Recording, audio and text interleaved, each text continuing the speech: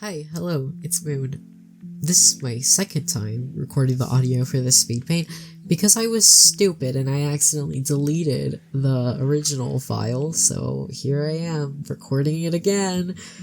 I decided to start recording audio for my Speedpaints because I found it a bit boring to just watch someone draw with random copyright-free music in the background.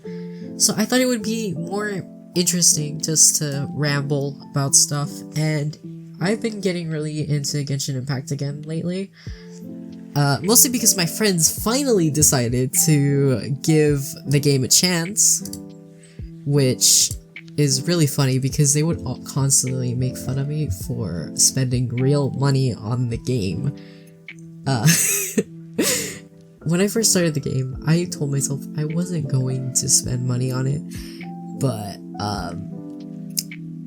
that kind of all went down the drain when I whaled for Zhao, which, by the way, when I say whale, I'm not like those really fancy people who just tries to get the C6 of a character.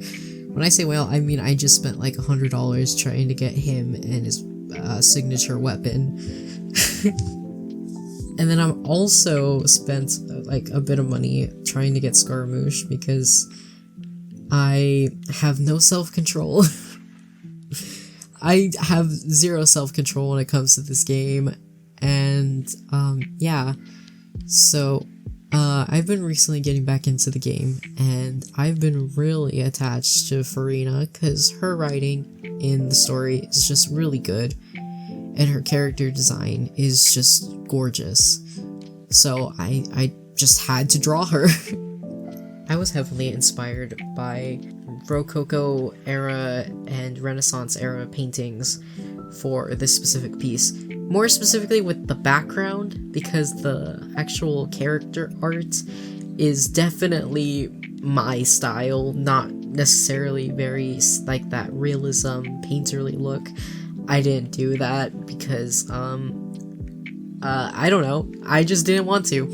So I just did the background in this painterly style, which was really difficult actually, because I'm not used to drawing this much foliage. It was really difficult because whenever I draw backgrounds, usually it's like stuff, usually it's traditional. Like, I hardly ever do digital backgrounds anymore. I used to. Like, if you look at my old art from like 2021, you'll see that I would do backgrounds pretty often, but I've kind of fallen off with doing backgrounds. I don't know why. Well, I kind of do know why, because it's just more work for me to do. But I just like heavily relied on this textured painterly brush that came with Clip Studio Paint. It's the oil, hold on, it is the oil paintbrush, the oil paintbrush. And it was basically a lifesaver while doing this stuff. So yeah, I just heavily use that brush. Also a combination of the opaque watercolor brush, which is my favorite brush like to color with ever, specifically with shading.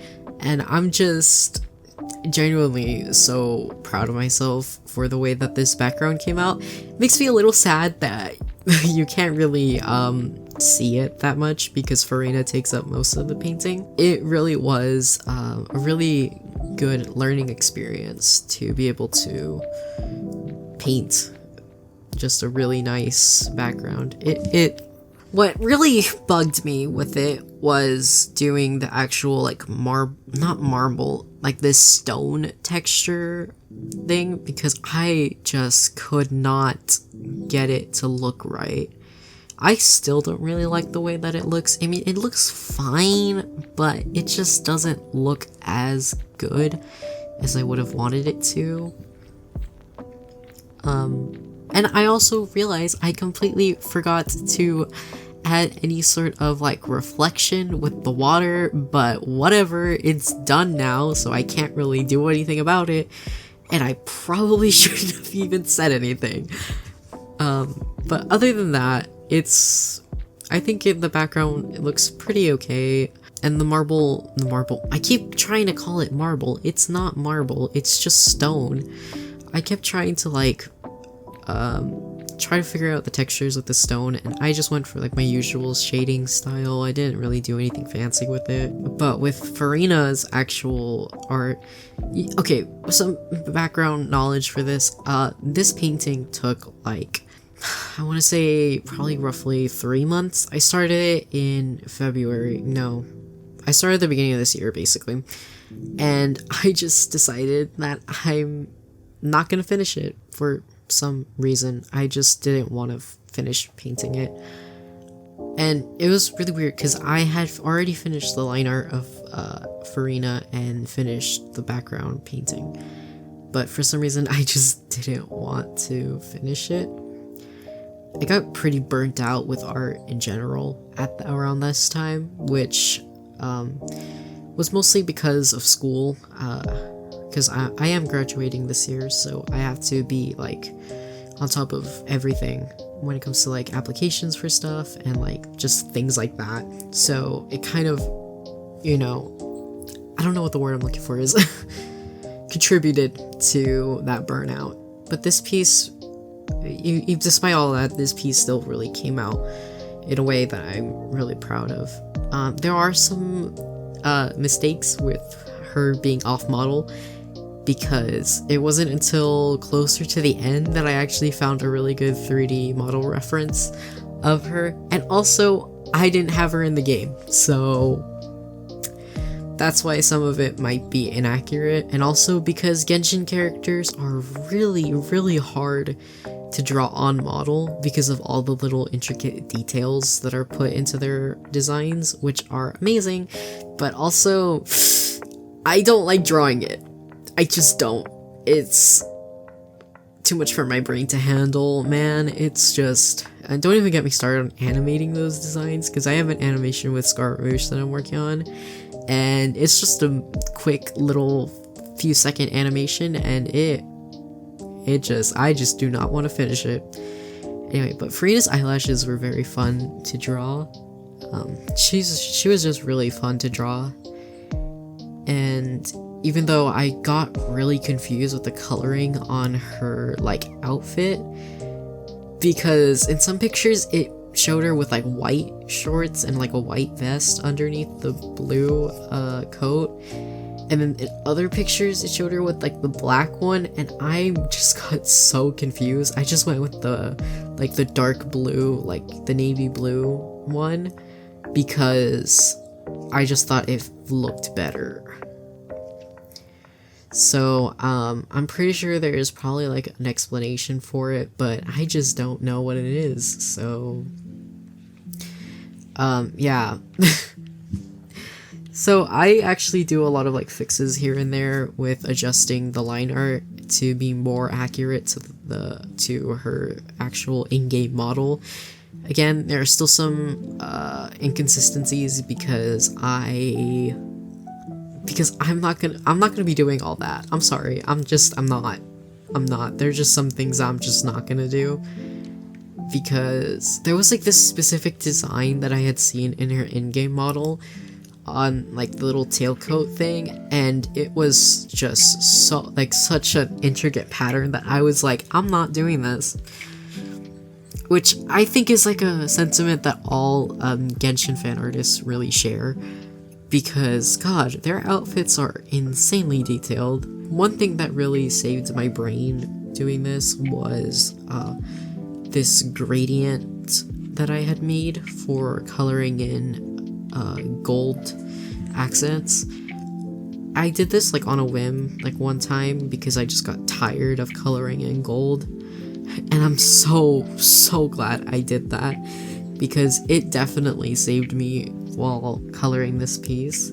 I just completely tried out a completely different style than I'm used to with the actual coloring process, specifically with the skin, because I did an initial shading with blue, like a dark blue, sort of, and then I went in with like a darker peachy pink tone to sort of like make it look less like she was like, I don't know, sick.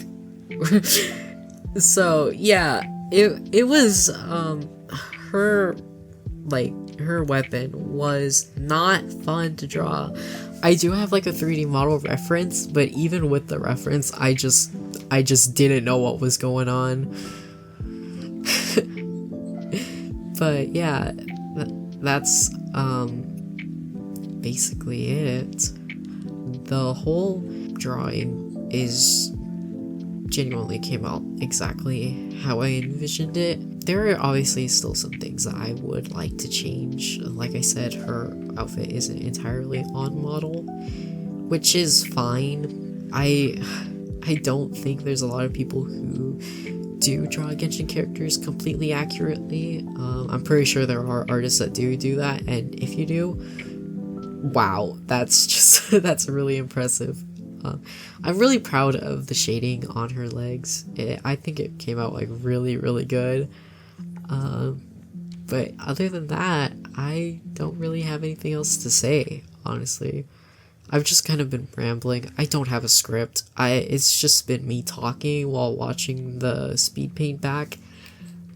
That was just my whole filming process.